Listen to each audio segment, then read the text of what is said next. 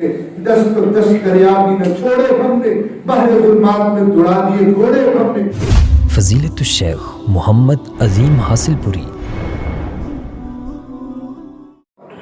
وہ تو سفروں میں ہی رہے، وہ تو جنگلات میں رہے، وہ تو صحراؤں میں رہے، مارکوں اور جہادی سفروں پہ رہے۔ رسول اللہ صلی اللہ علیہ وسلم کا جو مدنی دور ہے 11 سالہ، بس 10 سال کچھ دن تھا۔ رسول اللہ صلی اللہ علیہ وسلم نے تبوک کے سفر کیے، صحابہ نے کبھی جنگ موتا کے لیے سفر کیے، کبھی خیبر کا سفر ہے، اور کبھی مکہ اور مدینہ سے مکہ کے سفر ہے، کبھی طائف کی طرف سفر ہے۔ ہر جگہ پہ سفروں میں زندگی زیادہ گزری، اور اس کے بعد صحابہ کرام رضوان اللہ کے اجمعین کی 110 ہجری تک، آخری صحابی کے دنیا پہ رہنے تک، سارے صحابہ کرام اللہ کی زمین پر اللہ کے نام کو بلند کرنے کے لیے صحراؤں کے اندر، سمندروں کے اندر، جگہ بہ جگہ اللہ کے علم کو، اللہ کے دین کے علم کو بلند کرنے کے لیے وہ سفروں میں تو رہے۔ تو کیا وہ ڈرتے تھے کسی سے؟ نہ درندوں سے نہ پرندوں سے۔ اور جو اللہ کی امان اور اللہ کی سپردگی میں ہوتا ہے، بڑے آپ نے پنجابی خطیبوں سے اس واقعے کو محظوظ ہو کے سنا ہے کہ جب شیر نے پنجہ اٹھایا تو اس نے کہا انا غلام رسول اللہ صلی اللہ علیہ وسلم، میں تو اللہ کے نبی کا غلام ہوں۔ تو وہی شیر جو دھاڑتا ہوا چیرنے کو آیا تھا، وہی سلامیاں کرتا ہوا سرحد پار چھوڑ کے آیا تھا۔ کیوں آیا تھا؟ اس لیے کہ اس کو پتا تھا یہ بندہ اللہ کی پناہ کے اندر ہے، میں اس کو کوئی نقصان نہیں دے سکتا۔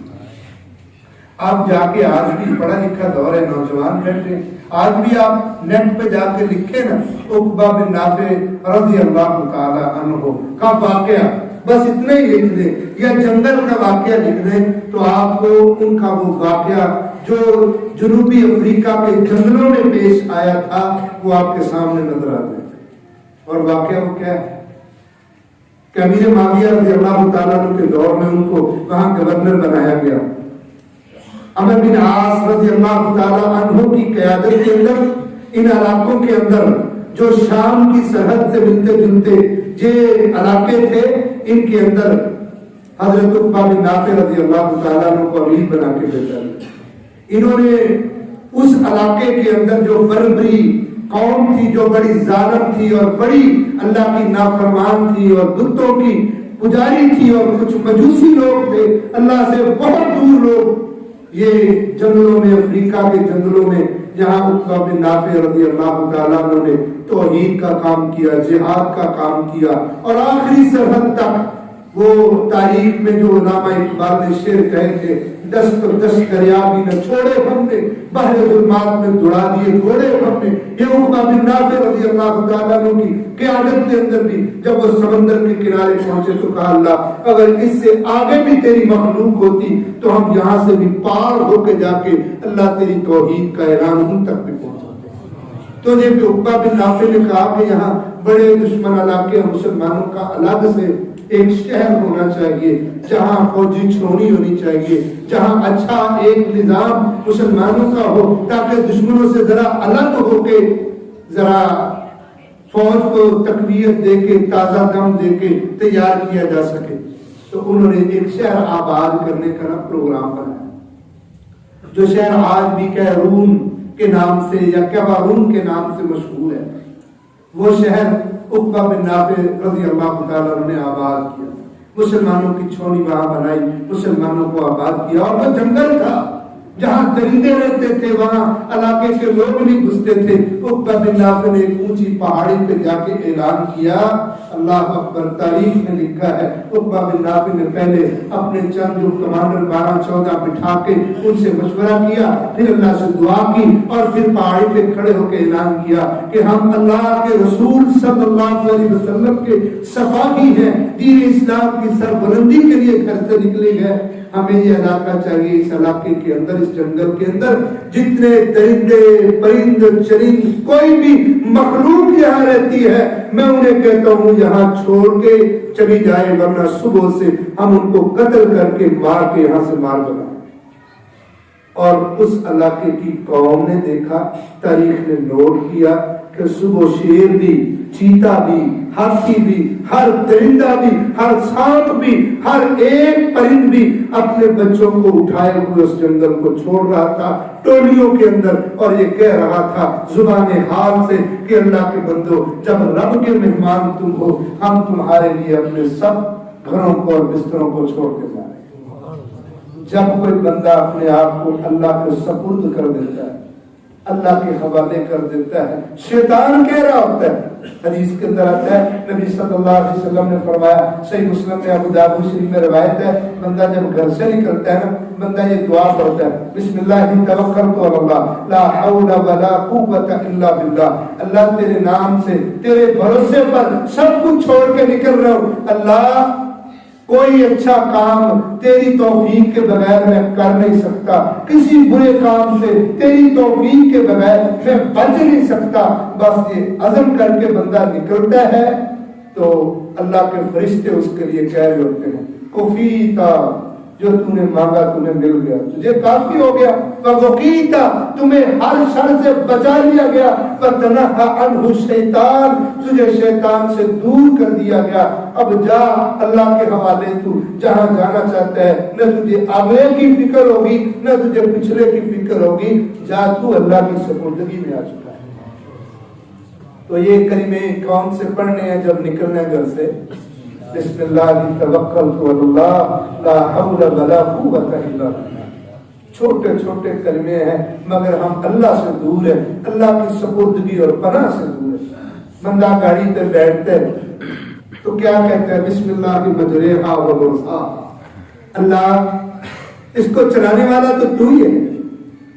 یہ جو میرے ہاتھ کے اندر اس کا اسٹیئرنگ ہے یہ تو ایسے ہی ہے، نہ انجن کے سہارے نہ قوت بازو چلی جا رہی ہے خدا کے سہارے، یہ گاڑیاں تو تھوڑی چلاتا ہے، یہ تو میرے رب کے سہارے چلتی ہیں، اور جب رب چلاتا ہے تو چلتی ہے، ورنہ تو جہاں چاہے وہ رک جاتی ہے اور تو اس کو آگے نہیں لے جا سکتا۔ بندہ جب دل دعا پڑھتا ہے، سفر کے لیے نکلتا ہے، کہیں نکلتا ہے، اب دیکھیں نا کہ آزمائش آنا یہ اللہ کی طرف سے ہے، آزمائش آ جائے ایک الگ بات ہے، لیکن جب کوئی بندہ اپنے ساتھ پوری احتیاط کے ساتھ سفر پہ نکلتا ہے، رب کے حوالے کر کے نکلتا ہے، کائنات کی کوئی چیز نہ پیچھے بگاڑ سکتی ہے نہ آگے بگاڑ سکتی ہے۔ آپ نے سانحہ مریض تھوڑے دن پہلے دیکھا ہے، لوگوں کے ساتھ کیا ہوا، آزمائشیں اپنی جگہ پہ ہیں لیکن ہماری بے احتیاطیاں بھی تو موجود ہیں، ہم نے نہ پیچھے اللہ کے سپرد کیا، نہ اپنے آپ کو اللہ کے سپرد کیا، نہ اپنے اگلے معاملات کو اللہ کے سپرد کیا، پھر شکوہ کس بات کا ہے؟ مسند احمد میں ایک صحیح سند سے واقعہ موجود ہے، ایک مدینہ میں شخص آیا، نبی صلی اللہ علیہ وسلم نے اس کو کہا کہ میں تجھے نا اس گھر کے بارے میں ایک بات بتاتا ہوں،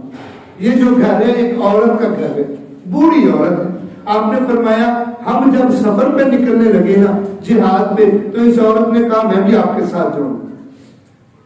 تو ہم نے کہا بھی ٹھیک ہے۔ اس نے کہا کہ تو نے اپنے گھر کا جو جانور وغیرہ ہے اس کا انتظام کر دیا؟ کہا کر دیا۔ کتنے دن کا سفر ہے؟ چند دن کا سفر ہے۔ حدیث میں آتا ہے رسول اللہ صلی اللہ علیہ وسلم نے فرمایا یہ عورت ہمارے ساتھ گئی، چند دن رہی، پھر واپس آ گئی،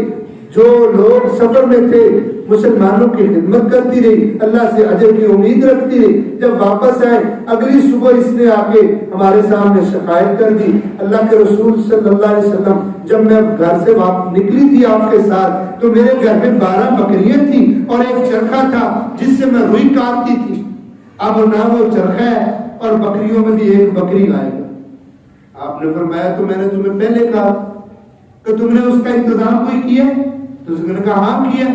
آپ نے یہ بیان ارشاد فرمائی ہے کہ جو بندہ اپنا گھر بار اللہ کے سپرد کر دیتا ہے، اللہ کے بھروسے توکل کر کے چھوڑ دیتا ہے، اسے کائنات کی کوئی چیز نقصان نہیں دے سکتی۔ تو میں اس بھروسے نکل گئی۔ نبی صلی اللہ علیہ وسلم مسکرانے لگے اور فرمایا کہ تم جاؤ، دیکھو اللہ رب العزت تیرے معاملات کا ذمہ دار ہے۔ وہ عورت گھر گئی تو دیکھا چرخا بھی موجود تھا اور بکریاں بھی 12 موجود، اور صحیح سند سے روایت موجود ہے۔ جو بندہ اللہ کے سپرد کر کے نکلتا ہے نا اللہ پھر من یتق اللہ یجعل لہ مخرجا ویرزقہ من حیث لا یحتسب، اللہ کے بھروسے جو کرتا ہے رب سارے کام سیدھے کر دیتا ہے۔ اور حدیث میں آتا ہے نبی صلی اللہ علیہ وسلم نے یہ دعا سکھائی تھی، بلکہ قضا کہتے ہیں عبداللہ بن عمر رضی اللہ تعالیٰ عنہ نے میرا ہاتھ پکڑا، میں کسی سفر پہ جانے لگا تھا، کہا میں تمہیں رخصت کرتا ہوں اس طرح جیسے محمد کریم صلی اللہ علیہ وسلم ہمیں رخصت کیا کرتے تھے۔ ہم سفر پہ نکلتے ہمیں رخصت کرتے تھے اور کیا کہتے تھے؟ استودعک اللہ، ہم تمہیں اللہ کے سپرد کرتے ہیں، دینک و امانتک و خواتیم عملک، ہم تجھے اللہ کے سپرد کرتے ہیں، تیرے دین کو، تیرے خاتمہ ایمان کو، تیرے اعمال کو سب تجھے اللہ کے سپرد کر کے چھوڑتے ہیں، جا تجھے رب کے حوالے، جا تجھے اللہ کی راہ، تجھے اللہ کی سپردگی میں ڈال رہی ہوں، تمہیں کوئی نقصان نہیں دے سکتا۔ آج افسوس ہمیں کوئی اللہ کے سپرد کر کے چلانے والا کوئی دعا دے کے رخصت کرنے والا کوئی۔ عبداللہ بن عمر کہتے ہیں نبی صلی اللہ علیہ وسلم یہ دعا دیتے، فرماتے زبدک اللہ التقوی، جا تو گھر سے جا رہا ہے بچے، تجھے اللہ تقوی میں زیادہ کرے، وغفر ذنبک، تجھ سے غلطیاں سردرد نہ ہوں، اگر ہو جائے رب فوراً معاف کر دے، پکڑے نہیں کہ جاتے جاتے تجھے ایسا نقصان ہو جائے، رب کی پکڑ تجھ پہ آ جائے، نہیں جا، غفر ذنبک، رب تجھے معاف کر دے، ویسر لک امر کلہ، جا تو جہاں بھی جائے اللہ تیرے لیے آسانیاں پیدا کر، ویسر لک الخیر حیث ما کنت، جہاں بھی تو جائے اللہ رب العزت تیرے لیے آسانیاں اور خیر کے کام تیرے لیے میسر کر دے۔ یہ ہے اسلامی تعلیمات۔ عرب کی جو جاہلانہ تعلیمات تھیں وہ تھیں، کبھی وہ بتوں اور کبھی جنوں کی پناہ کے اندر آتے اور کبھی منہ بند کر کے نکل جاتے، جیسے آج ہم نکلتے، اپنے آپ کو اللہ کے سپرد نہیں کرتے۔ اور یاد رکھو اگر اللہ کے سپرد کر کے آپ پیچھے بھی اور آگے بھی نکل جائیں، اللہ کی قسم اگر نقصان بھی ہوگا تو دیکھ لینا وہ اصل میں تمہارے حق میں بہتر ہوگا، کیونکہ اللہ رب العزت ہر نقصان دہ چیز مومن سے چھین لیتا ہے جو فیوچر کے اندر مستقبل میں اس کو نقصان دینے والی ہوتی ہے۔ تو اپنے آپ کو اللہ کے سپرد کر کے نکلا جائے ہر وقت۔ اور حدیث کے اندر نبی صلی اللہ علیہ وسلم کئی ایک چیزیں اشارہ فرمائیں، جیسے آپ صلی اللہ علیہ وسلم نے فرمایا من صلی الصبح فی جماعت فهو فی ذمۃ اللہ، صحیح مسلم میں یہ روایت موجود ہے، جو بندہ فجر کی نماز جماعت سے پڑھ لیتا ہے اللہ کی پناہ کے اندر، اسے کوئی بندہ کوئی چیز کائنات کی نقصان نہیں دے سکتی، کیونکہ وہ اللہ کی پناہ اور اللہ کی سپردگی میں آ چکا ہے۔ اور اگر ایک بندہ فجر کی نماز پڑھ کے باہر کاروبار پہ نکلتا ہے، کام پہ نکلتا ہے، سفر پہ نکلتا ہے، بتاؤ جو اللہ کی پناہ اور سپردگی میں آ جائے اسے کائنات کی کوئی چیز نقصان دے سکتی ہے؟ بہقی شریف میں نا حجاج بن یوسف کے حوالے سے عبداللہ بن عمر کے بیٹے سالم کا واقعہ موجود ہے۔ سالم کہتے ہیں مجھے حجاج بن یوسف نے کہا کہ فلاں بندے کو قتل کر کے آؤ۔ حجاج بن یوسف کی تاریخ بھری پڑی ہے ظلم سے، بربریت سے، لیکن سالم رحمہ اللہ کہتے ہیں جو پوتے عمر بن خطاب کے، کہتے ہیں ایک مجرم تھا، مجھے کہا اس کو قتل کر کے آؤ فجر کی نماز کے بعد، میں نکلا تلوار لے کے، جب میں نے دروازہ کھٹکھٹایا اس نے دروازہ کھولا تو میرے ساتھ سپاہی بھی تھے، ارادہ تھا جس کام کے لیے وہ گئے تھے، کہتے ہیں میں نے کھیت کے باہر نکالا تو دیکھا اس کی داڑھی تر ہے اور ایسے آثار ہیں کہ یہ بندہ وضو کر کے نماز پڑھ کے فارغ ہوا۔ کہتے ہیں میں نے اس کو اندر دھکیل دیا اور واپس آ گیا۔ دن چڑھا تو حجاج بن یوسف نے پوچھا ہاں بھائی کام ہو گیا؟ میں نے کہا نہیں ہوا۔ کہا کیوں؟ حکم عدولی کیوں ہوئی ہے؟ اس نے کہا میں تمہیں ایک بات بتاتا ہوں جو بات میرے باپ عبداللہ بن عمر نے سنائی تھی اور ان کو ان کے باپ حضرت عمر بن خطاب نے سنائی تھی اور ان کو جناب محمد صلی اللہ علیہ وسلم نے سنائی تھی، اور وہ بات یہ ہے من صلی الصبح فهو فی ذمۃ اللہ، جو فجر کی نماز پڑھتا ہے وہ اللہ کی پناہ کے اندر چلا جاتا ہے۔ تو کہتے ہیں آپ تم مجھ کو بتاؤ، میں نے اس کو دیکھا وہ اللہ کی پناہ میں آ چکا تھا نماز پڑھ کے، اب نے اللہ کی پناہ سے کھینچ کے اس کو قتل کر کے عطا اللہ کی عدالت میں جواب پہنچ گیا۔ اگرچہ وہ مجرم تھا، لیکن آج کے دن میں اسے کچھ نہیں کہہ سکتا، کیونکہ آج وہ اللہ کی پناہ اور سپردگی کرتا ہے۔